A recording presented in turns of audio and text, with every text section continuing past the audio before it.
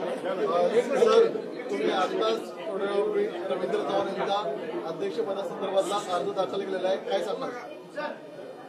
आम्हाला सर्वांना अतिशय आनंद आहे की भारतीय जनता पक्षाची संघटनात्मक रचना ही निवडणुकीच्या माध्यमातून होत असते। मागच्या काळामध्ये पहिल्यांदा 1200 पेक्षा जास्त मंडलं ही गठीत करण्याचं काम महाराष्ट्रामध्ये झालं। त्यानंतर संघटनात्मक 80 जिल्हे या जिल्ह्यांचे अध्यक्ष निवडण्याचं काम पूर्ण झालं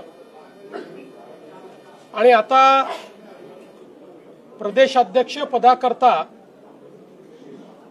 निवडणूक सुरू झालेली आहे। आज सन्माननीय केंद्रीय निरीक्षक केंद्रीय मंत्री किरणजी रिजिजू हे निवडणूक निरीक्षक म्हणून या ठिकाणी आले आणि त्यांच्या समोर आम्ही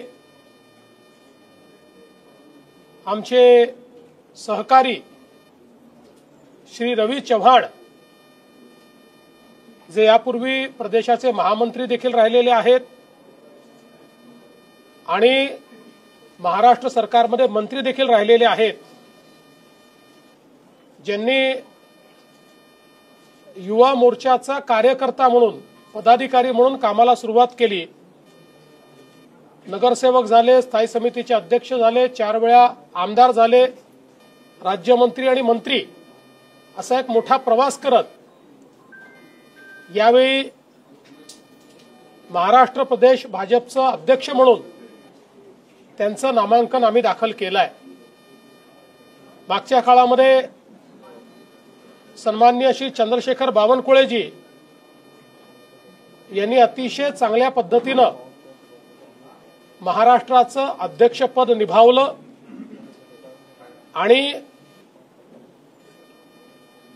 दीर्घ प्रवास करत चांगल्या प्रकारे संघटना बांधली।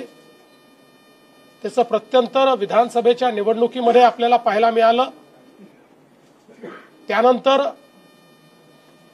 संघटनात्मक निवडणूक होतपर्यंत त्यांच्या समवेत श्री रवीजी चव्हाण यांना कार्याध्यक्ष म्हणून जबाबदारी मिळाली होती। आता आज आम्ही फॉर्म भरलेले आहेत, त्या संदर्भात आता पुढची कारवाई जे आमचे निरीक्षक आले आहेत ते या संदर्भातली घोषणा वगैरे करतील। आतापर्यंत आम्ही सगळ्यांनी रवीजींचा फॉर्म भरलेला आहे, अन्य कोणाचा आलाय का याची आम्हाला कल्पना नाही आहे। त्याच्यामुळे माननीय किरणजी या संदर्भातली माहिती देतील। उद्या संध्याकाळपर्यंतचा वेळ आहे, उद्या संध्याकाळी 5 वाजता या संदर्भातली अधिकृत घोषणा होणार आहे।